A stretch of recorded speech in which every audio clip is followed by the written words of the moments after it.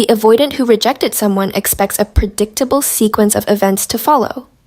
They expect the person to reach out again, to ask for explanation, to plead for another chance, to express hurt or anger or confusion about what happened. They expect the person to try to convince them they made a mistake, to list all the reasons the relationship was good, to offer to change or compromise, or do whatever it takes to make things work.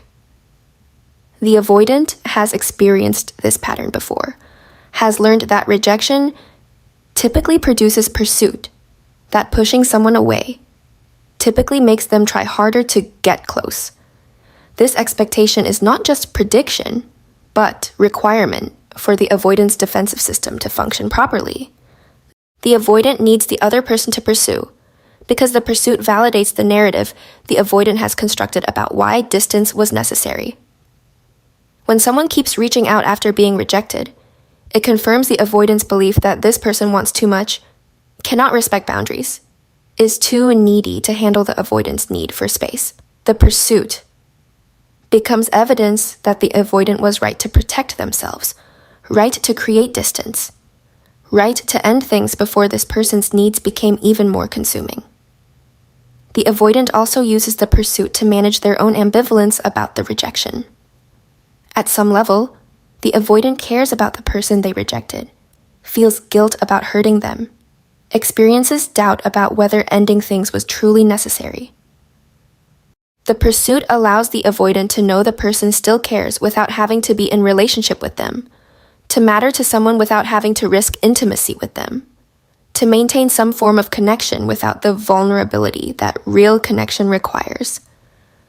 The avoidant can feel wanted from a safe distance, can know they are thought about without having to be present, can maintain their importance to someone without having to show up emotionally. What the avoidant does not expect is silence. Complete, sustained, unbroken silence. No text messages asking what went wrong. No phone calls requesting closure.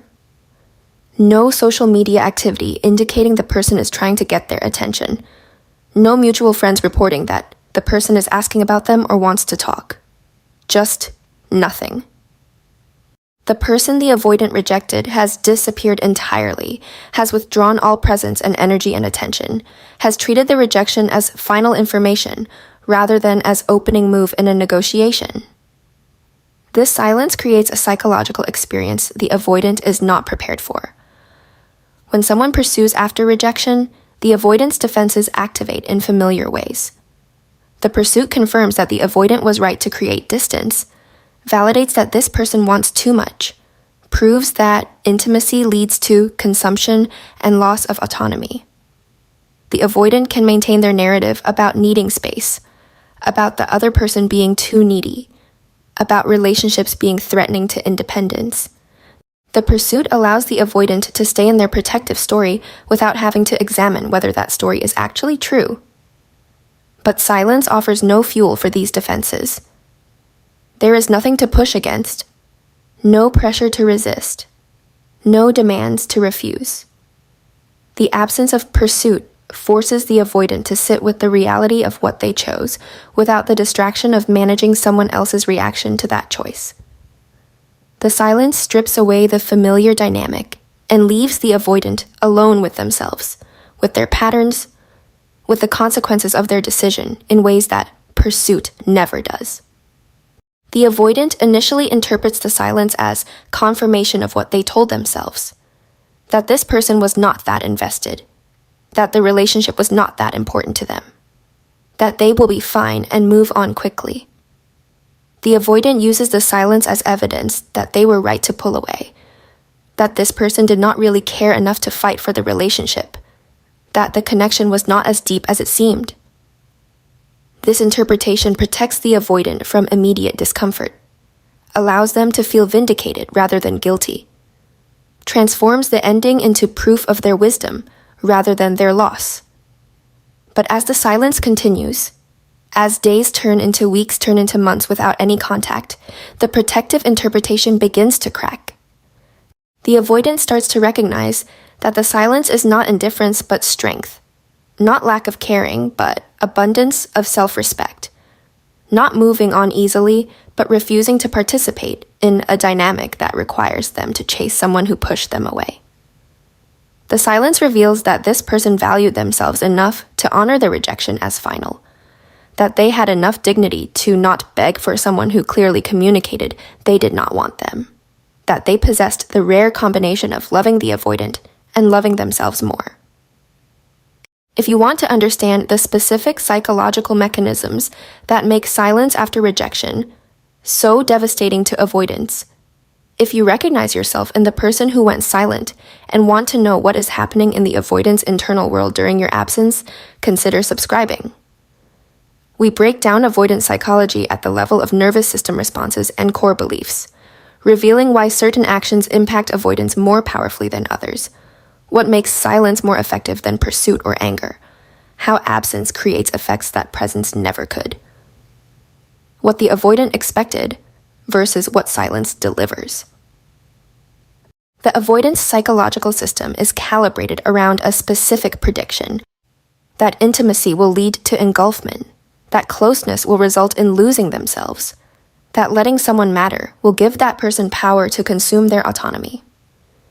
Every relationship the avoidant enters is filtered through this prediction, shaped by this expectation, managed according to this fear.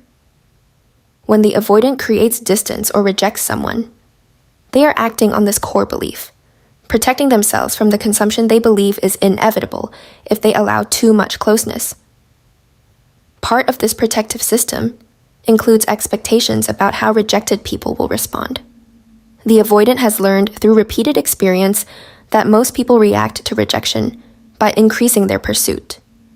They text more. They call repeatedly. They show up in places the avoidant frequents. They reach out through mutual friends. They post on social media in ways clearly designed to get the avoidant's attention. They offer to change, to be less demanding, to need less from the relationship. They essentially prove the avoidant's core belief by demonstrating that even being pushed away is not enough to make them stop trying to get closer. This pattern of pursuit after rejection has become so familiar to the avoidant that it operates as an unconscious expectation. The avoidant does not actively think about the fact that they expect pursuit. They simply assume it will happen because it has always happened before. This assumption is woven into how the avoidant processes rejection decisions. When the avoidant considers ending things with someone, part of the calculation includes the implicit knowledge that ending things does not actually mean losing access to this person permanently. The person will still be there, still be available, still be an option if the avoidant changes their mind. This dynamic allows the avoidant to reject people without fully facing the consequences of that rejection. The avoidant can tell themselves they are prioritizing their need for space and independence, while simultaneously maintaining connection with the rejected person through that person's continued pursuit. The avoidant gets to feel autonomous and unburdened by the relationship, while also continuing to matter to someone, to be wanted by someone, to maintain their importance in someone's life. The rejection becomes a way to manage distance while preserving connection, to avoid intimacy while maintaining significance. This pursuit serves multiple functions for the avoidant's psychological system. It validates that the avoidant was right to create distance, confirms that this person wants too much, proves that staying close would have led to the consumption the avoidant feared. The pursuit allows the avoidant to maintain their defensive narrative without having to examine whether that narrative accurately reflects reality or is just a protection mechanism created by early wounding. The pursuit keeps the avoidant in the familiar territory of defending boundaries against someone who is trying to cross them, managing unwanted contact, reinforcing walls. The avoidant also, at a level they may not consciously acknowledge, uses the pursuit for reassurance. The fact that someone keeps reaching out after being rejected confirms that they truly cared, that the connection was real, that the avoidant matters to someone, even if the avoidant cannot allow that mattering to translate into sustained intimacy. The pursuit functions as proof that the avoidant is wanted without requiring the avoidant to risk being close. It satisfies the hidden need for connection while maintaining the protection of distance. Silence destroys all of these functions. When the person the avoidant rejected simply disappears, simply accepts the rejection and withdraws completely, the avoidant loses the familiar dynamic. There is no pursuit to validate their fears about engulfment. There is no pressure to resist that confirms their need for walls. There is no repeated contact to reassure them they matter to someone. The silence offers nothing to defend against, nothing to manage, nothing to use as evidence that their protective strategies are necessary. Initially, this absence of pursuit confuses the avoidant more than it hurts them. They are so accustomed to the pattern of rejection, followed by pursuit, that silence registers as anomaly rather than as loss. The avoidant keeps waiting for the person to break, to reach out, to resume the familiar dynamic. The avoidant assumes the silence is a strategy, a game, an attempt to make the avoidant chase them by withholding attention. The avoidant tells themselves this person will crack eventually, will send that text, will make that call, will prove that they are still thinking about the avoidant and hoping for reconnection. But when the silence sustains, when it becomes clear that this is not a strategy but a genuine boundary, when the person truly has withdrawn all energy and attention and moved forward with their life, the avoidance confusion transforms into something more uncomfortable. The avoidant begins to realize that this person is not playing a game. They are not waiting for the avoidant to chase them. They are not hoping the avoidant will change their mind. They have accepted the rejection as final information about what the avoidant is capable of offering and have chosen to protect themselves by removing themselves entirely from a situation that cannot meet their needs. This realization is devastating because it reveals what the silence actually means. The person did not pursue after rejection because they had enough self-respect not to beg for someone who explicitly communicated they did not want them. They did not reach out repeatedly because they valued themselves enough to honor the avoidant's stated choice. They did not try to negotiate or compromise because they understood that real love is not about convincing someone to want you. The silence is not indifference. It is dignity. It is strength. It is self-protection. It is everything the avoidant told themselves this person lacked. How silence forces confrontation with what was actually lost. When someone pursues after rejection, the avoidant can focus on managing that pursuit rather than on examining what they rejected. The ongoing contact keeps the avoidant in reactive mode, dealing with messages and calls and attempts at reconnection, maintaining boundaries against someone who is still trying to cross them.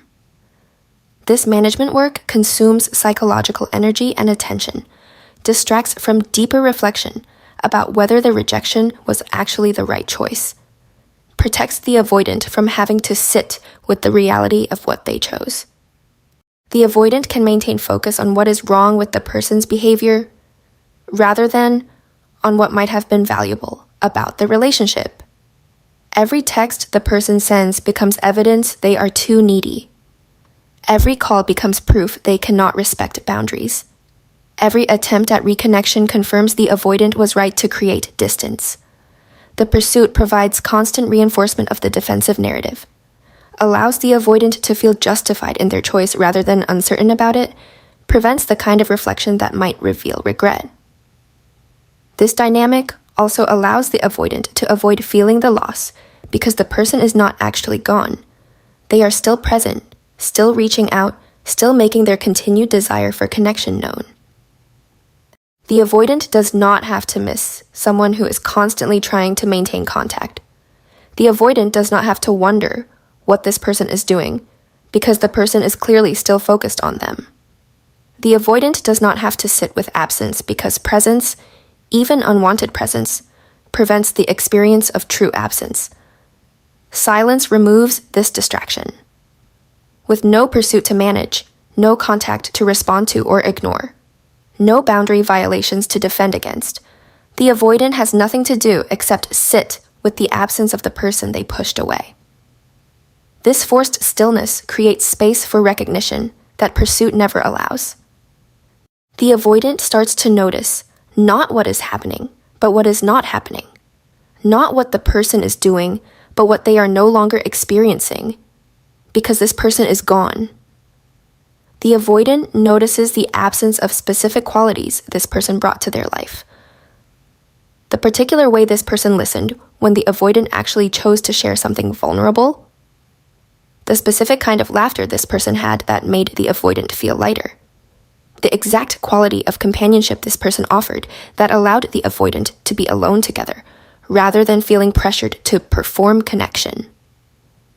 These are not generic qualities that anyone could provide.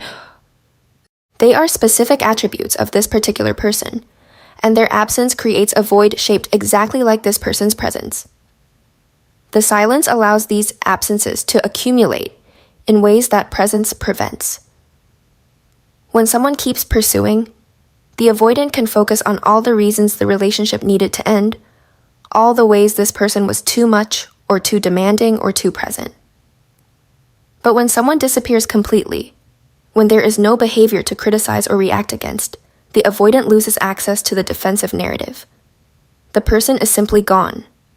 There is nothing to be annoyed by, nothing to feel pressured by, nothing to use as justification for why distance was necessary. Without the ability to focus on what was wrong with the person or the relationship, the avoidant's attention shifts to what was right. The memories that surface are not of moments of conflict or pressure, but of moments of genuine connection, of times when the avoidant felt understood, of experiences they shared that felt easy and natural. These memories carry different weight in silence than they do during pursuit. During pursuit, they can be dismissed as reasons the person refuses to let go. During silence, they become evidence of what the avoidant actually rejected. The avoidant also begins to notice how this person handled the rejection itself. The fact that they did not pursue, did not beg, did not try to convince the avoidant to reconsider, reveals a level of self-respect and emotional maturity the avoidant did not fully appreciate while the relationship was active. This person loved the avoidant, but loved themselves more.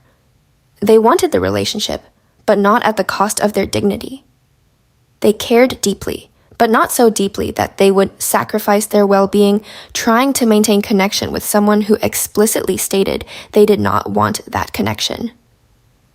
These realizations accumulate in the silence in ways that create profound discomfort for the avoidant.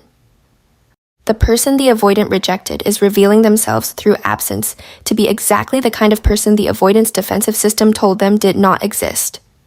Someone capable of genuine love without neediness, genuine attachment without consumption, genuine caring without losing themselves. The avoidant rejected this person based on predictions about who they would become and what they would demand. And the silence proves every one of those predictions wrong. The silence also forces the avoidant to confront their own patterns without the distraction of someone else's behavior. When someone pursues, the avoidant can frame the dynamic as being about the other person's inability to respect boundaries, their neediness, their refusal to accept the ending. But in silence, there is no other person's behavior to analyze. There is only the avoidant's choice to reject someone who was good for them. Only the avoidant's pattern of pushing away intimacy. Only the avoidant's responsibility for the ending. The silence strips away the projection and leaves the avoidant facing their own role in destroying something valuable. Why silence reveals self-respect, the avoidant cannot dismiss. The avoidant has spent significant energy constructing narratives about the people they reject. These narratives serve to protect the avoidant from having to examine their own patterns by locating the problem in the other person. The person was too needy, too demanding, too intense, too attached. They wanted too much, needed too much closeness, could not handle the avoidant's need for space.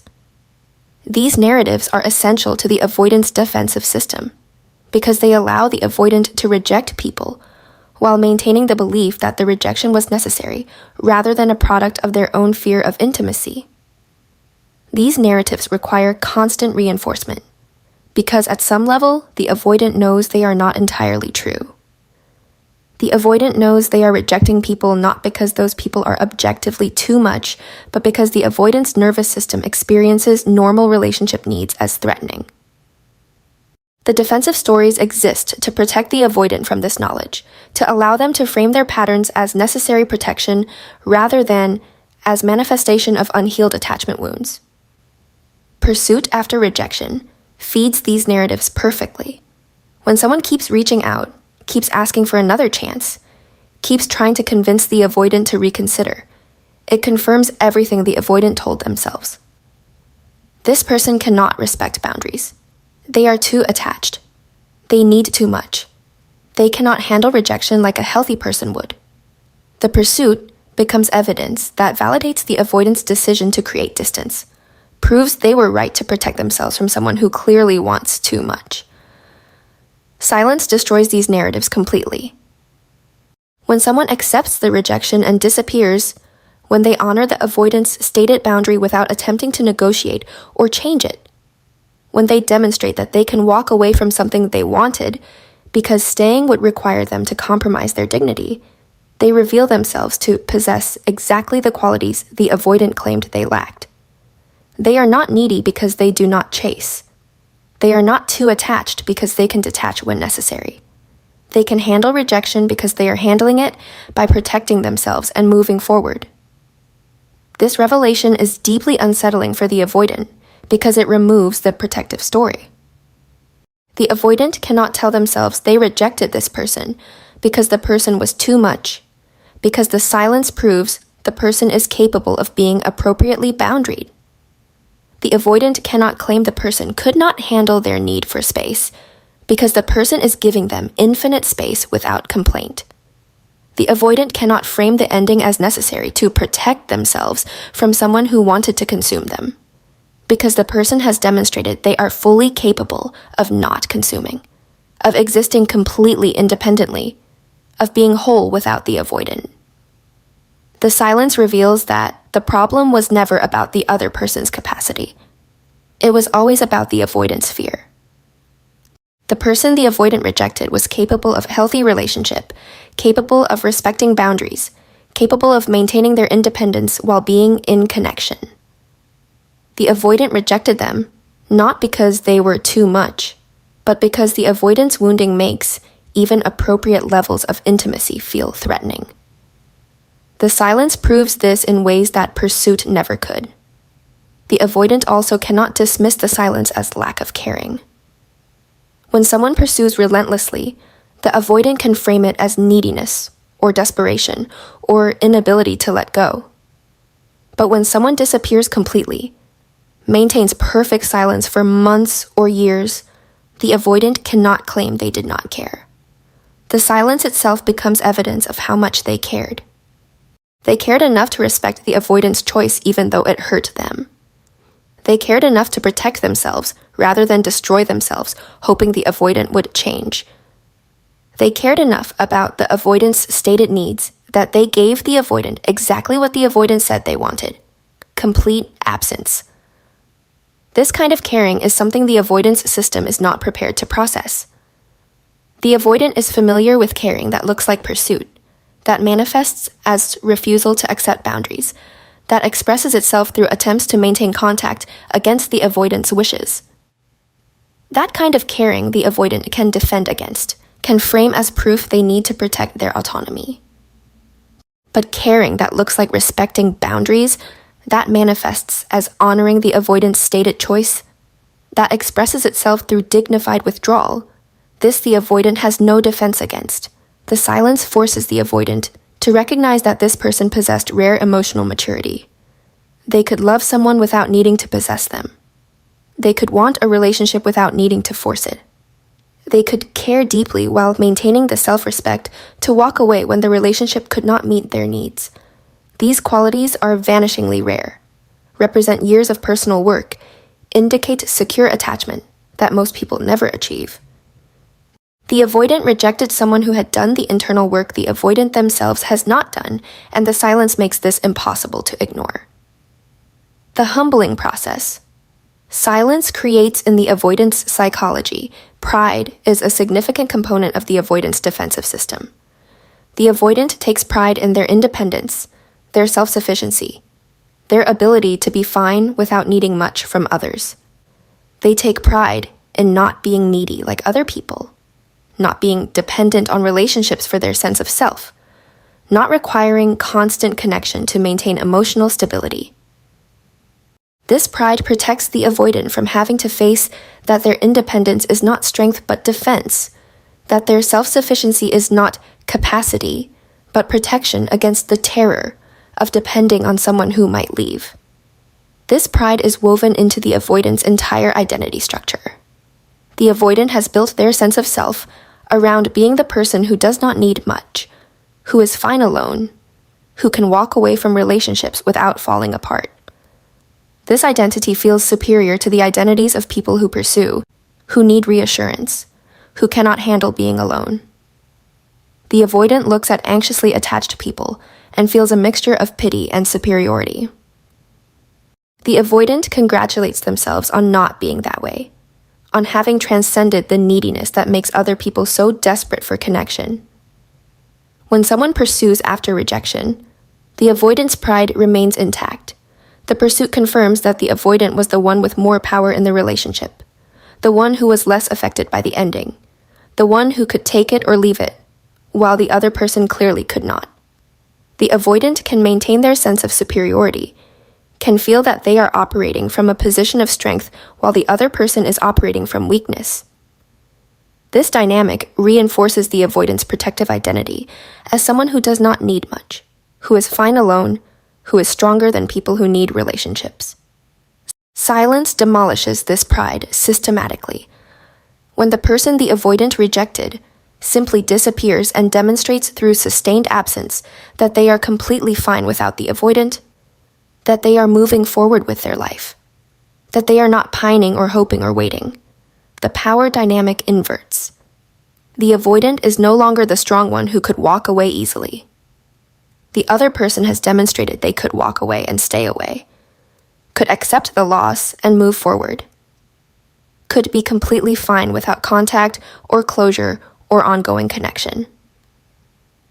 The avoidant starts to feel what the other person was supposed to feel, the discomfort of wanting contact they cannot have, the urge to reach out they must suppress, the wondering about what the other person is doing and whether they ever think about the avoidant.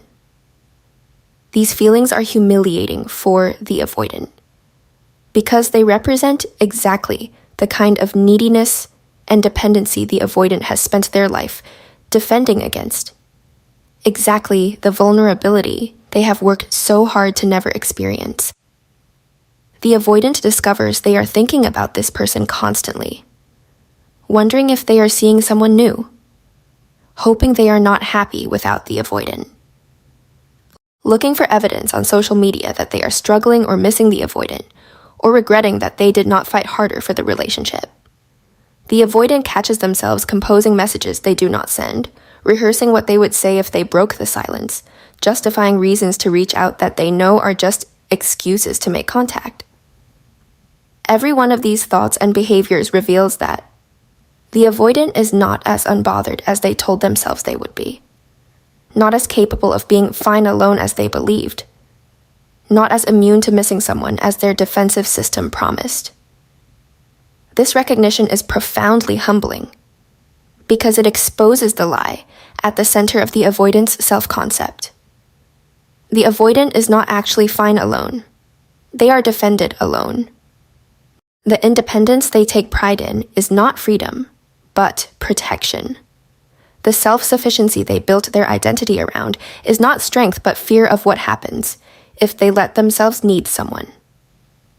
The silence proves this by creating the exact vulnerability the avoidant has been avoiding their entire life, caring about someone who is not available, wanting someone who is not pursuing them, needing connection they cannot have on their terms. The avoidant also experiences humbling through recognition of what they took for granted.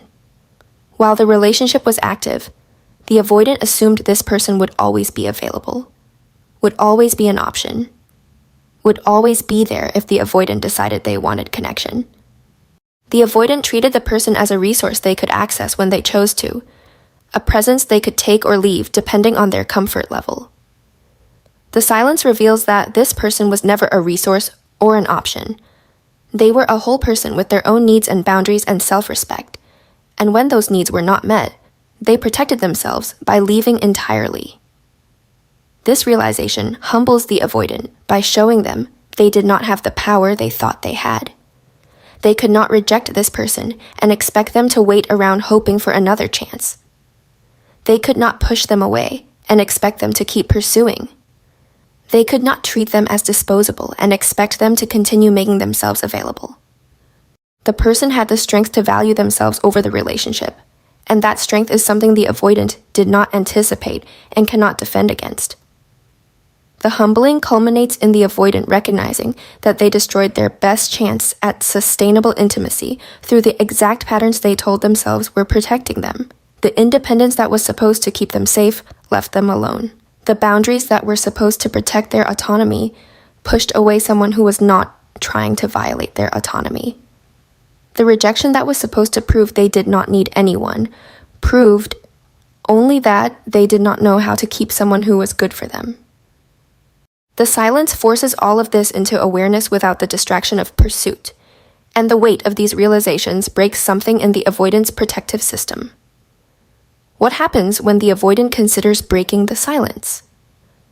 The avoidant reaches a point where the silence has created enough discomfort that they begin to seriously consider breaking it.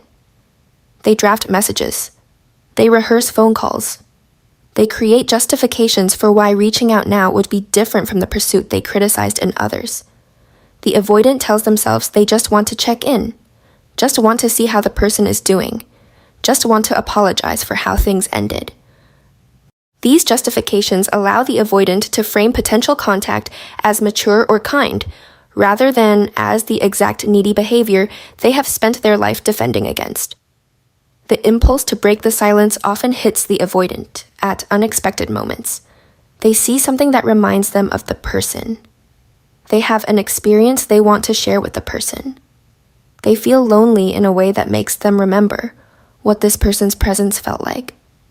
These moments create intense urges to reach out, to break the silence just this once, to see if reconnection is possible.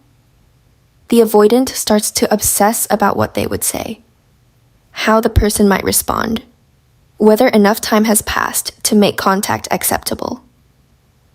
But when the avoidant actually attempts to construct the message or plan the call, they encounter obstacles their defensive system did not prepare them for. What do you say to someone you rejected who honored that rejection completely?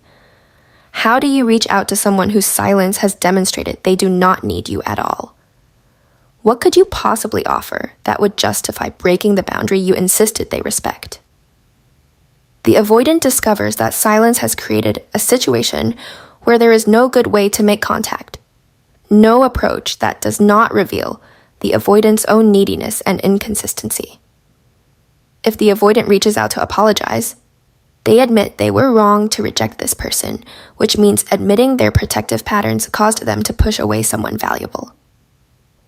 If the avoidant reaches out to ask for another chance, they prove they are capable of the exact kind of pursuit they criticized, reveal themselves to be no different from the needy people they have always judged. If the avoidant reaches out just to check in, they demonstrate they cannot handle being forgotten, cannot tolerate not mattering to someone, cannot manage the absence they claimed to want. Every possible approach to breaking the silence reveals something about the avoidant that contradicts the identity they have built. The independent person who does not need anyone needs this person enough to break their own boundary. The strong person who can walk away easily cannot actually handle being walked away from.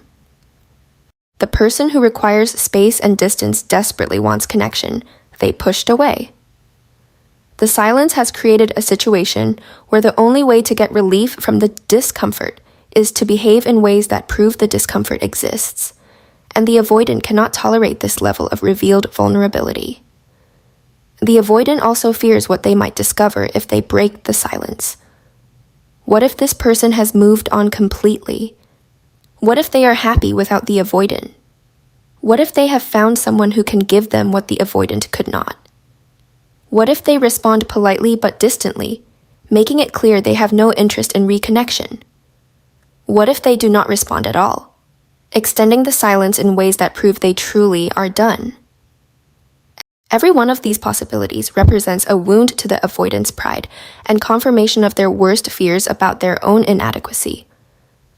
The fear of discovering the person is truly fine without them is particularly difficult for the avoidant to manage. The avoidant needs to believe they mattered, that the relationship was significant, that their rejection hurt this person, even if that hurt did not manifest as pursuit. The possibility that this person has simply moved on, has integrated the loss and continued with their life, has found happiness and connection elsewhere, threatens the avoidant's sense of their own importance. If this person can be completely fine without them, what does that say about the avoidant's value? What does it mean about the relationship if one person can walk away and never look back? These fears often prevent the avoidant from breaking the silence even when the desire to do so becomes overwhelming. The avoidant finds themselves trapped between the discomfort of the silence and the terror of what might happen if they end it. They cannot tolerate the absence, but also cannot risk the rejection or indifference they might encounter if they reach out. This paralysis is its own form of suffering, leaves the avoidant stuck, wanting something they cannot allow themselves to pursue, needing something they cannot let themselves ask for. Some avoidants do eventually break the silence, driven by discomfort that exceeds their fear of vulnerability. When they do, they typically discover that the person has genuinely moved forward, that the silence was not a strategy but a boundary, that there is no going back to what was. The person might respond kindly, but with clear indication they are not interested in reconnecting.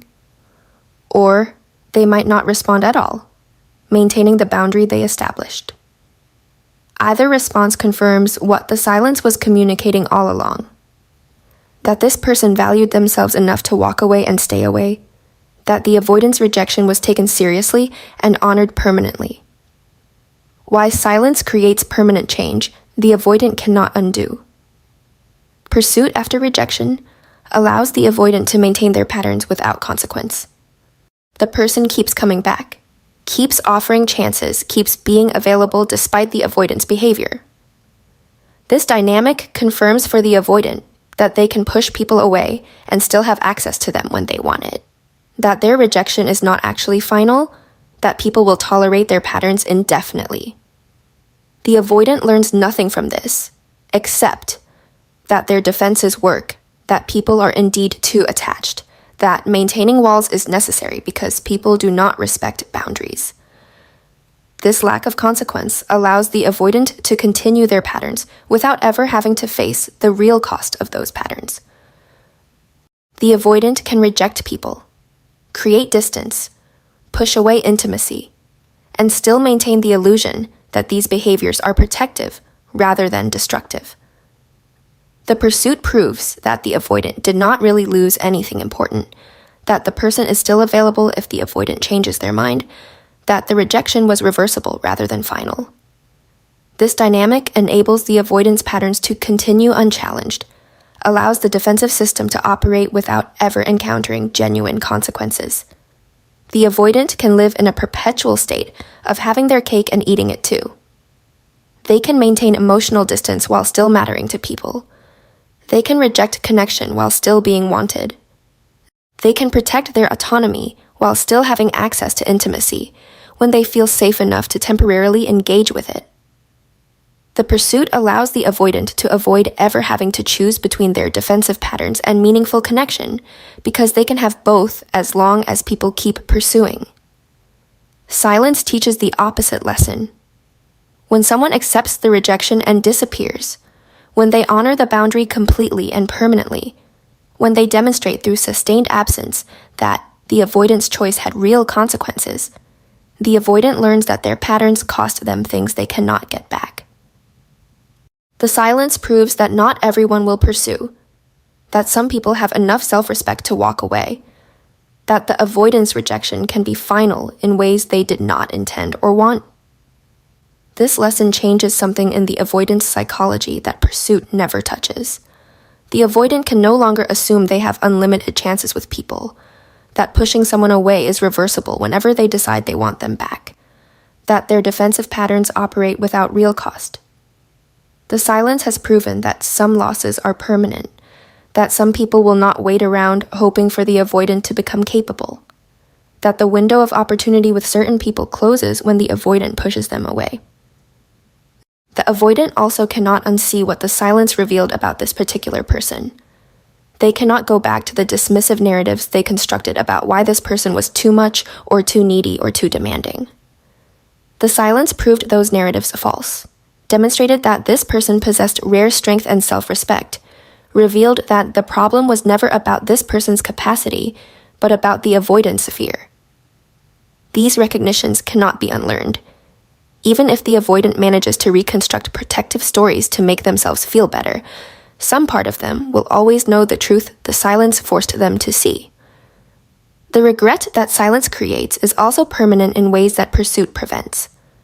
When someone keeps pursuing, the avoidant can tell themselves that person is still an option, that they could reconnect if they wanted to, that the ending is not really final. This possibility, even if the avoidant never acts on it, protects them from full regret. But when someone disappears completely and permanently, when the avoidant knows for certain that this person is gone and not coming back, the regret becomes total. There is no possibility to comfort them, no option to keep them from having to fully face what they lost. The avoidant carries this person as a ghost in every future relationship. They compare new people to this person who had the strength to walk away. They measure new relationships against what they had and did not value. They find themselves looking for the same qualities this person possessed while simultaneously running from them if they appear. The silence ensured this person would haunt the avoidant permanently because it proved the avoidant destroyed something irreplaceable through patterns they could have changed but chose not to. The most significant permanent change is that the avoidant can no longer maintain the illusion that their patterns protect them from pain. The silence has proven that the avoidance defenses caused the exact suffering they were designed to prevent. Pushing away intimacy did not protect the avoidant from loss. It guaranteed loss. Rejecting someone before they could reject the avoidant did not prevent abandonment. It created abandonment. Maintaining walls to avoid vulnerability did not keep the avoidant safe. It left them alone with regret that will persist for years, possibly forever.